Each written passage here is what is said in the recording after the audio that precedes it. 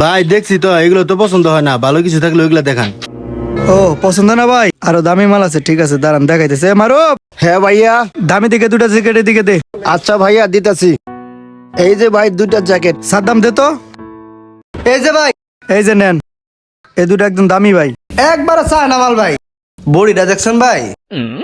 মাল এটা পছন্দ হয়েছে ভাই, মালে দুইটা নাও, দুই বেন নিগা। হ্যাঁ ছোট ভাই বুঝছে, একদম চায়না মাল। ওইসে এটাই নিবো, 2 ভাইয়ের জন্য 2টা। শুনেন দাম কিন্তু 2000, 1 টাকাও কম হবে না, কিছু কম নেবেন না? কোনো কম হবো না। আরে ভাই মাল পছন্দ হয়েছে, দাম দিয়ে বাঁচবো। আচ্ছা ঠিক আছে, 2টা প্যাকেট করেন। ভাই এই দুইটা তো আসলে শপিং ব্যাগে দেওয়া যাবে না, এইভাবে নিয়ে নেন। ধরেন ভাই, দেন ভাই। ধরেন। নেন ভাই। ঠিক আছে ভাই, তাহলে আসেন ভাই। হ্যাঁ ওকে ভাই, ঠিক আছে। ছোট বড় হইলে নিয়ে আসেন, ফ্রিতে দিমু, কোনো সমস্যা নাই। ঠিক আছে ভাই, প্রবলেম হইলে নিয়ে আসবো নি, যাইতেলে। ভাই 2000 কামাইছি, আপনার এক আমার এক। তুই শালা আসলে লুবি। 500 নি ভাই আমার ঠকাইতেছেন কে ভাই? ধনী একটা কথা কবি না। আর মহাজন জানি কোনো বাইলে জানে না আজকে 2000 টাকা আমরা মাল বেচছি। তাড়াতাড়ি গুছা, ভাত যেম না ছিল হেমনে কর তাড়াতাড়ি। আরে এমন ভাবে গোসামু মহাজন বুঝবই না। কিরে আত্মা গুড়ে আমনে বই রেছস কে? আর কোয়েন না ভাই, বেচা কিনা একদম নাই। যাও 2 কাস্টমার হ্যাঁ আয় মনে করেন যাতে ওদের দেখে তুই জায়গা। তাই জান ভাই কে সে বসেন।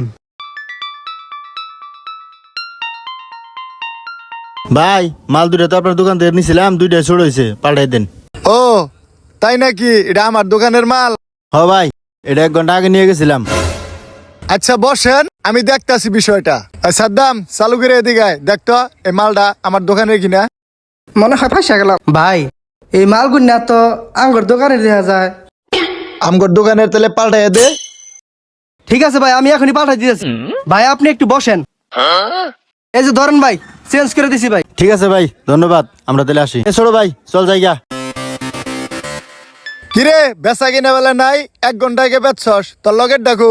ভাই রুবেল ভাই বাইরে গেছে একটু। আসসালামু আলাইকুম ভাই, আমারে ডাকছেন বলে?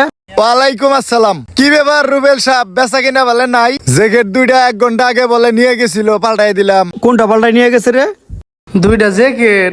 না মানে ভাই ওটা মনে হয় কালকে নিছিল। চুপ। একটা ব্যবসা প্রতিষ্ঠান যখন বড় হয় তখন নিজের ব্যবসা নিজে করতে পারে না, যে কোনো কর্মচারীর ধারাই করানো হয়। তোদের মতো বিশ্বাসঘাতক দিয়ে আমি আর দোকান চালাইতে পারবো না, তোরা এখনই বাইরো। ভাই আপনার লেগে আমার চাকরিটা গেল। তো বন্ধুরা, একটা প্রতিষ্ঠানের আয় দিয়ে শুধু মালিকই স্বাবলম্বী হয় না, স্বাবলম্বী হয় কর্মচারী। তাই লোভে পড়ে কেউ এমন ভুল করে নিজের কর্ম হারাবেন না। ধন্যবাদ সবাইকে।